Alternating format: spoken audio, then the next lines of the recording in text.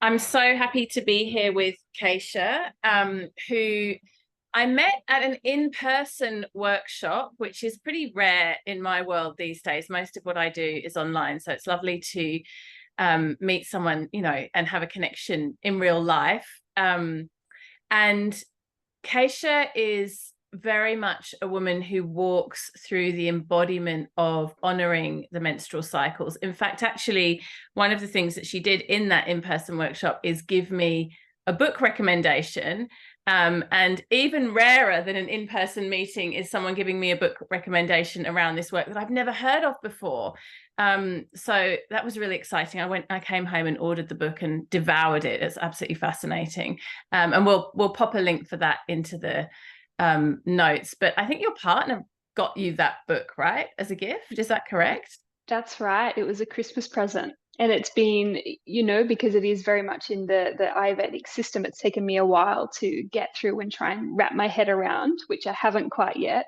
But it's been fabulous, absolutely amazing.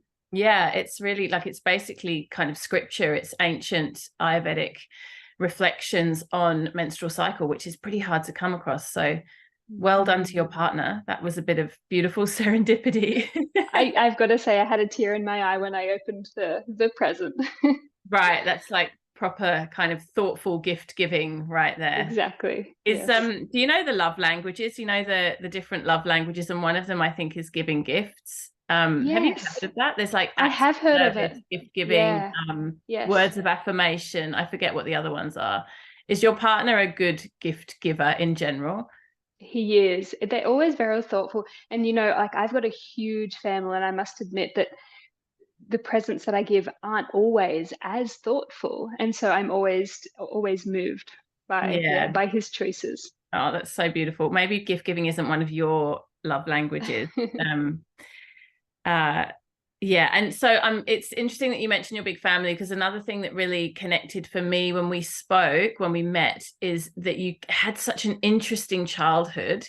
Mm. Can you tell us a little bit about that? And then maybe also how that's now informed the work that you're doing and your interest in this beautiful exploration of the menstrual garden.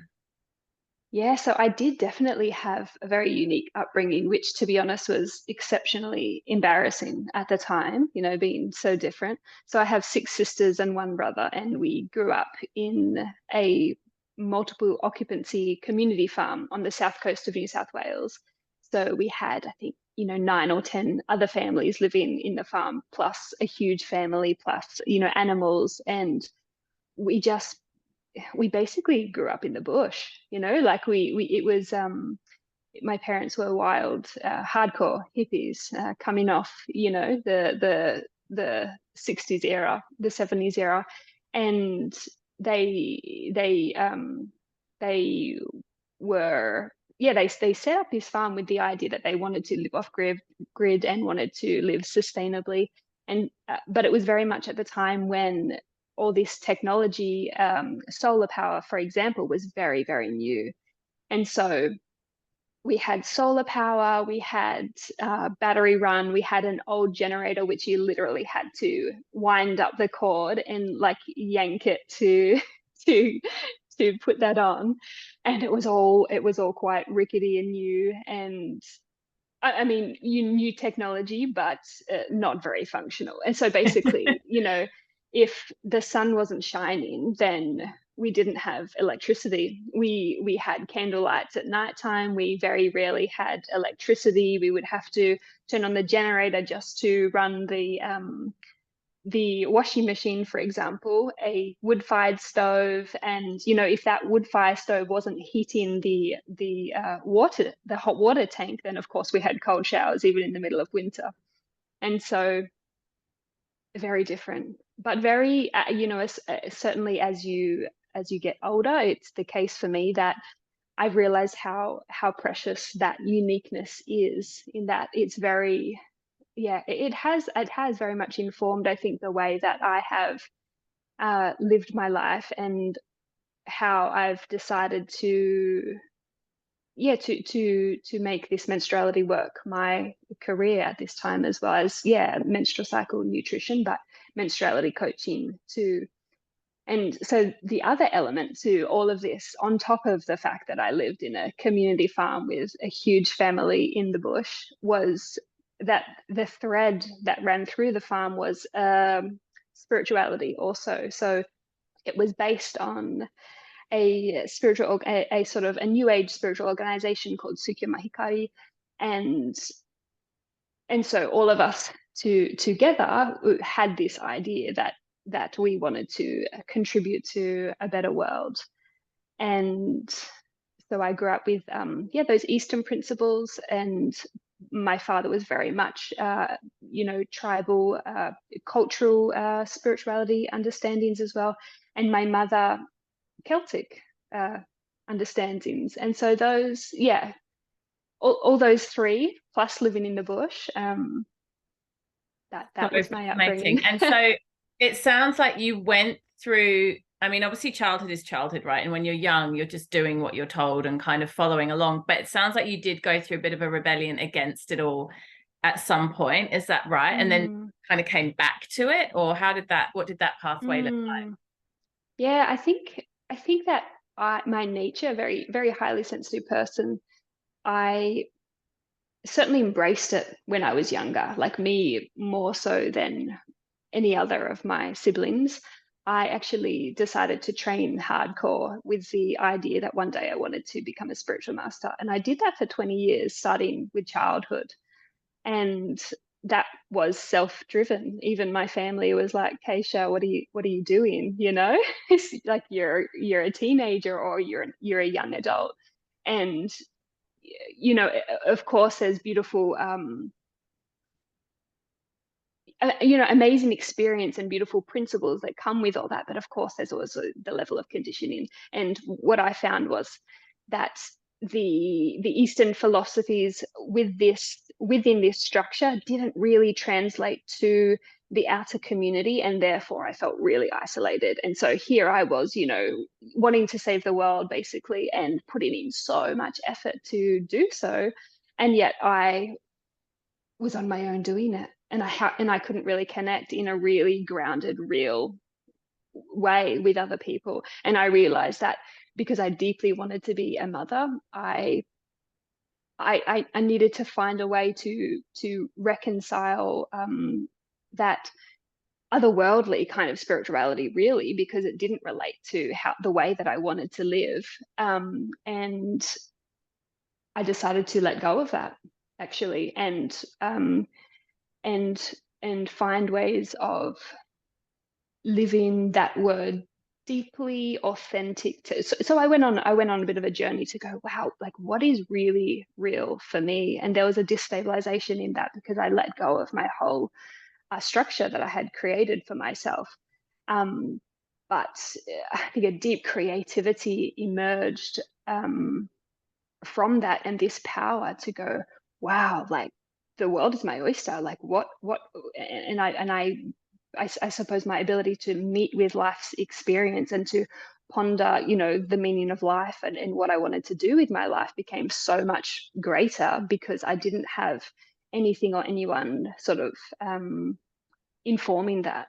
You had like a really open and spacious opportunity to look at things in a way that, I mean, there's, of course, everyone has the conditioning, but your conditioning was so different that I guess there was like an expansiveness within that. I'm so interested to ask you about, and you just touched on it briefly then, this idea of otherworldly spirituality and motherhood. And it's interesting because as I've been doing the interviews for this summit, it's something that's come up again and again, this kind of balancing of the very real, practical, pay the bills, brush your teeth, like just reality of motherhood, like parenting young children, which is very grounded in what can be often quite mundane and repetitive and, just unavoidable, with what you called otherworldly spirituality. And I love that as a sort of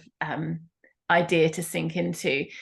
How does that look for you now? Like, how do you balance as a mother and within the work you do, just all the kind of everyday stuff that has to be done? Does it feel like it comes together in a sweet way, or is it sometimes a bit clunky? Like, how does it work for you?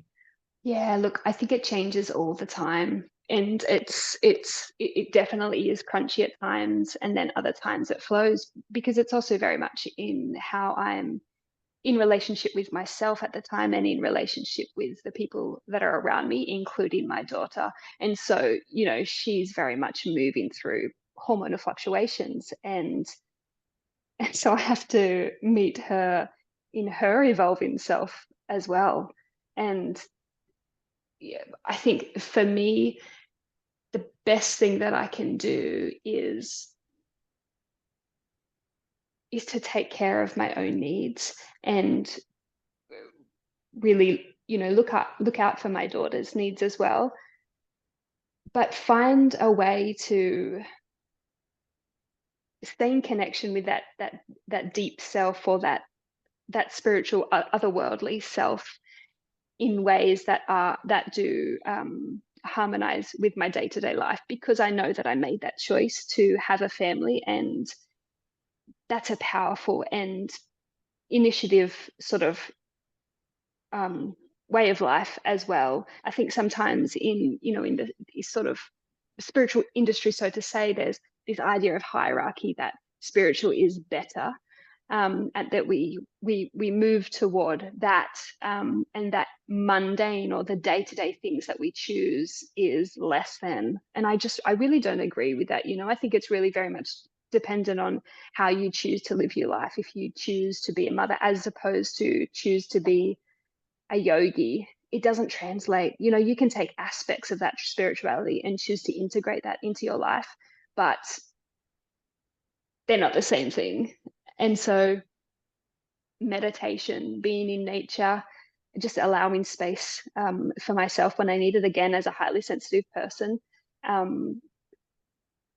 nourishing relationships, nourishing, friends, conversations, good food, creativity. And you know what, that's enough for me right now. And perhaps for me, maybe that's a bit different, because that's such a pleasure to go, like that's amazing, and that's all I have to do. I don't have to do all the things that I did before, trying to hold both roles. Yeah. Yeah. Do you Mm. think do you think all that spiritual work that you did before has kind of moved, like, been a thread that's continued to stay with you and serve you in motherhood? Like, I'm thinking about when I talk to women about preparing for having a child from a sort of prenatal yoga or pregnancy yoga perspective, often what we talk about is, well, actually, physically, you need to do the work before you even conceive. And then once you're pregnant, you're kind of almost riding off the wave that you created, the health and the robust sort of systems in the body that you created before conception. That's the ideal. And I'm wondering if your experience spiritually has been similar, where you laid this very firm foundation through years and years of disciplined spiritual practice, and then it's kind of, do you feel that the threads of that are still serving you as you're in this more practical phase of life with motherhood? I do think so. So what I used to do was, again, evolving, because as my daughter has gotten older, it's changing. And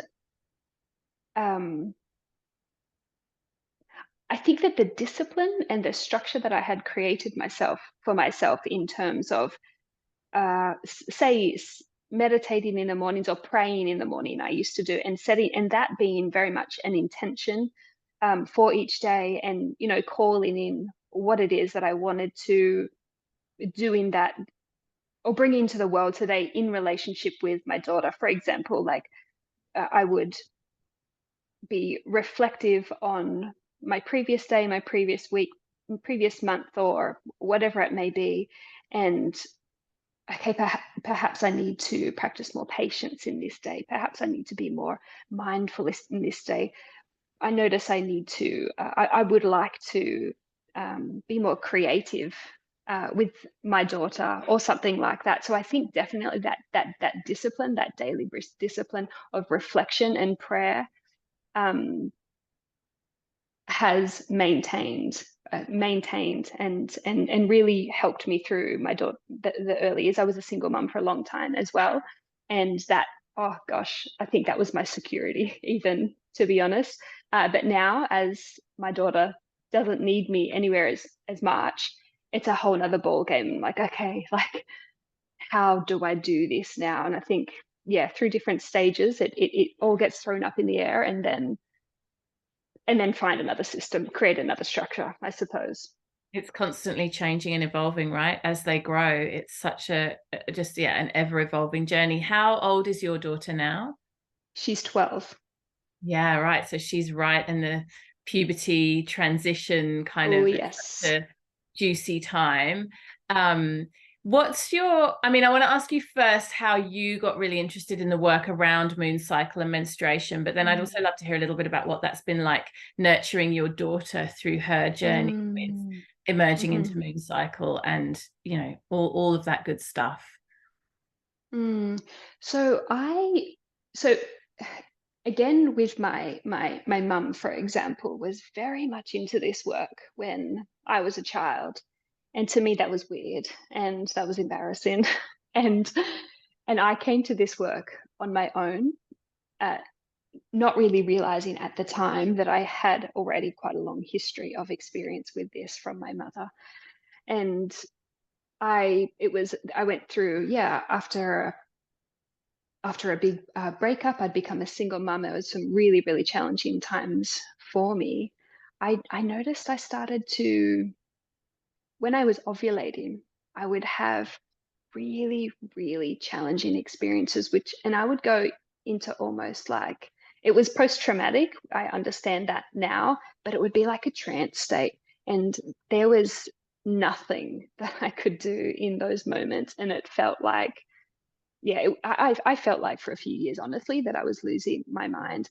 And when I started to notice that this was happening cyclically or cyclically, and it was happening when I was ovulating, I had trauma around this fertility time and what I was wanting, and this birthing time and this creative energy time. And as I said, as I began to understand that that was recurring, I started to be like, okay, this is different. This is not okay, but this is what happens for me. And that was a really grounding, grounding thing. And as I began to work on that trauma, and I was able to move and shift those experiences, and also understand myself deeper as a highly sensitive person, I became really interested in what else was there within my cycle that I didn't know about. And yeah, again, as I mentioned, I'd sort of let go of my spiritual life, and I wanted to do it cold turkey as well, as a total re-immersion. And I just dove headfirst into science, which I love as well. I loved to so studying health science, and I loved to. It was so validating to understand how the brain works and how the body works and how the hormones work. And to me, that was such an exciting new language that really validated my own experiences as well. Um, and and then after that really physical work, so to say, I realized that I also needed to bring back in something else. And honestly, one day it just like fell in my lap. I was like, menstrual cycle, nutrition, and they're a holistic way to combine both of them. So I, yeah, do the menstruality coaching and the nutrition as well, and you can really look at the body and the way that lifestyle, sleep, eating, lifestyle habits, as well as tracking yourself throughout the cycle, and understanding yourself as your hormones are moving and flowing as well. And to me, it's fabulous. It's, yeah, Yes. holding both things that I'm really passionate about. Mm. In your childhood, were you homeschooled? No, I wasn't. No, So, no, we went to a small local school. So again, it was very much, it was in the middle of the bush as well. But no, not homeschooled. We didn't do, oh yeah, we did do preschool too, actually. My mum home birthed most of us, but not homeschooled. yeah, beautiful. Because I was just thinking, I'm always really interested in I love and appreciate so much the combination of the esoteric and science, and when they come together. And what I've noticed, I mean, this is a huge generalization, but I've noticed often people who are homeschooled tend to have a much easier time holding space for both. I feel like the mainstream schooling system tells us to believe in science and the rest is kind of on the side. But for people who, I mean, maybe even though you weren't homeschooled, I'm sure your upbringing would have had a huge influence in terms of being more open-minded around energetic and esoteric principles. Because it's so beautiful. And I personally, I think so intelligent when we can hold space for both. The polarizing of either or is, seems to me not literally not the most intelligent way to go. Like when we can see, okay, there's really robust science here, and there's also the imprinting of what's happening energetically and what's happening spiritually, and the two don't have to contradict each other. There's so much juiciness in that. Like I find that endlessly fascinating, even in my own work, that we could, for example, look at what's happening in the chakra system, but we could also look at what's happening with our pituitary gland and our hormone levels, and that there is space for both. It's such a beautiful way of looking at our embodied experience as humans. Yeah, look, absolutely. I mean, a part of my my spiritual upbringing as well is that I was trained as a healer for when I was a young girl, and I practiced and trained for 20 years. And again, so that's the energetic work. And so opposite for most people, where they're often cultivating the logical, maybe science-based aspects, mine was very much the other end of the spectrum. And so for me, it was balancing to understand the science. That was what was really integrating for me. And in the same sort of sense, that's what's fascinating to me about looking into other culture systems or other medical systems like Ayurveda, Chinese medicine, and going, wow, there's these amazing structures out there that are accessing and harnessing different parts of the body and the brain, and they're so complex and whole in themselves. And it's very hard for the logical mind to understand. But I do think, and I've got nothing to support this, but I think it's really strengthening our empathy and our capacity to really understand others by seeking to understand other systems, even other languages as well, other ways of thinking, other minds. And I think that's a really beautiful thing in life. It's almost like, to me, it's like a creative game. It's amazing. And I think Stanford University, I think it is, there's a research section which is studying Chinese medicine and the meridian system, and there's very much, I think, going on at the moment, a harmony, an understanding of the harmony between the different systems, as well as they're understanding the meridian systems as nerve lines. And yes, that's amazing and exciting as well. Yeah, fascinating. I mean, when you look at the mapping of the prana nadis in yogic system, and you compare it with the meridians, and then you compare it with the nervous system, there's just so much in common. It's like mind-blowing. Like, it's so obvious if you look at those three maps, for want of a better word, that even though they've evolved in completely different disciplines on completely different parts of the planet in completely different cultural contexts, there's a huge amount of commonality, and that's fascinating to me. That's a whole rabbit hole right there. Yes, absolutely. I was just thinking about, the beautiful journey of the red thread, that you had these teachings around menstruation kind of handed down to you from your mother and her wisdom. And then now you're doing this work in the world and raising a daughter. Tell us about the journey of being mother to a daughter as she emerges into that cyclical wisdom of her own experience and expression. Yeah, so this has been a very interesting one. Myself and my daughter are very different. And so I'm that really high sensitive, like if you follow astrology, which I don't know much about, but I'm like Pisces everything, which basically means that I'm made of water, and she is like fire. And I'm literally death, she is rebirth. And so that was a part of also why I really needed to change my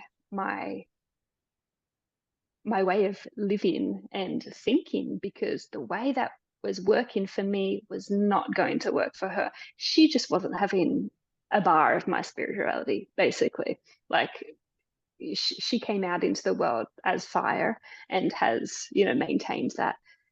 And when I first started to I remember having a realization one day that I was surrounded always with sisters and everything menstrual and feminine and female. Even my father, he's a conspiracy theorist, artist, very much in that feminine realm as well. And she didn't have that. So my daughter wasn't exposed to the same sort of experiences that I had. And I remember when I had a conversation when she was maybe 9 years old about this, whilst she'd seen me, changing my pads, or I'd always really open about when I was either premenstrual or during menstruation, especially being a single mum for such a long time. I really feel like it's important to communicate to our children or our child when we need space, and explaining why I needed to do that, and to really uphold that for myself was deeply important. And also for her, by me honoring that, I think also is hopefully giving her permission for her to take her own space, as she grows and as she becomes an adult as well. That, rest, especially during menstruation, is deeply important and a powerful practice. And that conversation with her, she did not want to hear about periods. She did not want to hear about puberty. It was all embarrassing, and she just didn't want to know about it. And I was like, wow, that was such a shock, such a surprise to me, considering my own background. And I took her to a special girls celebration day where it was not coming from me, it was coming from another lady who was holding the circle, but she was also a science teacher, so it was very practical, very, very hands-on, but deeply held, deeply a safe, special space for the girls to learn about puberty, menstruation, and sex, and anatomy, and all of these things. Half of the day was with the parents, and half of the day was just with this lady and the other girls. And I was like, okay, so I took her to that, and she was happy to do that. And I realized that I needed to just address it in different, like meet her where she is at, as opposed to speak to her from where I'm at. And I would just almost I started to make it into a joke. I would just kind of give her information in a funny way, a funny, accessible way, which is the key, at different times, and almost over dramatize my own menstrual experiences just so that she was aware of them and understood them. And eventually, I think as they started to talk about it more at school and with her friends, and maybe some of her friends were starting to menstruate as well, then she has slowly become more open to it. And I think maybe in her mind, she doesn't want to hear about it, but this has been a few years now, and she does actually openly talk to me about it now, which I'm really, really happy with. But again, I think it's the accessibility, meeting them where they're at, and it has been a beautiful, precious, journey actually. Yeah. I can relate to so much of what you just said. And I know for myself that humor is often a really helpful tool in dealing with that type of thing. My boys did a term at the Hare Krishna school up in northern New South Wales a few years ago. And, they go to a fairly mainstream public school here in Sydney. It's actually alternative for a public school, but still not a Hare Krishna school. And it was so interesting watching how each one of them had such different reactions, like from getting really into it and loving all the spirituality to kind of like again, being very embarrassed and kind of, you know, I think for teenagers, the last thing that you want when you're a teenager is to be weird or to be like singled Yes. out as being unusual in any way. So that's a huge thing. But I just recently, actually, one of my sons was having trouble sleeping, and I was chatting to him about it, and he said to me, he said, look, Mum, just don't tell anyone, please. But sometimes if I can't sleep, I do quietly chant the mantra to myself. So it was like such a beautiful moment to hear him say that, because it's like, even though he would fervently deny it in front of his friends or dismiss it, you know, if I was, you know, for example, playing my Indian chant music at home, if his friends, he doesn't mind if his friends aren't around, but if his friends are coming over, it's like, Mum, can you turn that off now? Actually, in the moments of I can't sleep, or the moments of anxiety, or the moments of overwhelm, they do come back and lean on these teachings. And I think it's our job as parents to remind ourselves again and again that a normal part of the path for our children is to push back against what we're offering and who we are. And if we can be big enough to hold space for that and still keep the doors open and be available, such a beautiful closeness can emerge. Like, you know, I look at my 17-year-old, for example. We're so different, like his taste in music, his taste in fashion. I mean, like, we're very, very different human beings, but we're also very close because through a journey, it hasn't always been like this. We've come to a place where we both really love and accept each other as being very different, you know, and it's so beautiful. But my goodness, there was a journey to get to that place. You know, it's just parenting is a constant process of letting go. That's how I see it. It's a constant process of the strongest attachment you'll ever feel, and then shedding those layers of attachment, you know, with love and with connection, but without control and without agenda. Huge lesson. Yes. I want to ask you one last question before we wrap up. And this has been such a great conversation. It's really, yeah, I could talk about this stuff all day. I find it so interesting. And I never thought I'd have a daughter, so some of it didn't ever feel that relevant for me. But now I've got my lucky last, who's a girl. It all suddenly has a whole new level of potency for me. So it's really beautiful to chat with you. But the question I want to ask just to wrap up is, and this may not even be connected to what we've just been speaking about, what are you really excited by at the moment? Like, what are you studying? What are you reading? What podcasts are you listening to? Like, what's kind of something that's really alive in you right now? And maybe it is connected to this work too. I don't know. Yeah, look, it really is actually, because I've just launched my business in menstrual cycle nutrition, and business in itself, and I'm sure you'd understand, is its own initiation. And you know, I have experienced parts of myself that I never knew that I would, because it's not just about the work, it's about the business too. And within that, last winter solstice, actually, when I was really reflecting on what it is that I wanted in the next year, I was having visions of women's circles and running workshops, and I was like, no way, that's too much, it's too much. But that has evolved. That's been some of the first work that, when, you know, that I've had a lot of local support and interest in my work, which has been amazing. And one of the inquiries was, would I run women's circles? So as of either the end of January or February, I'll be running in-person menstruality circles. And I am very excited about that. I think that's something that's really going to work me, as well as, you know, the work in itself is important.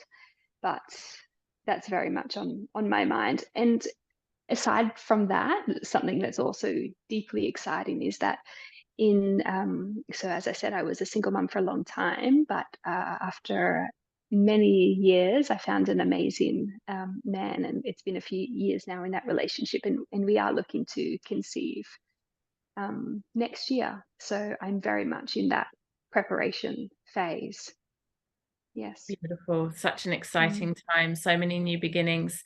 Keisha, thank you so Yes. much for your time and your wisdom and your sharing today. I'm going to make sure that everyone listening can connect with you and come and follow you on Instagram and find out more about all of your beautiful offerings and your work in the world. Thanks for being here with me. Wonderful. Thank you so much for having me.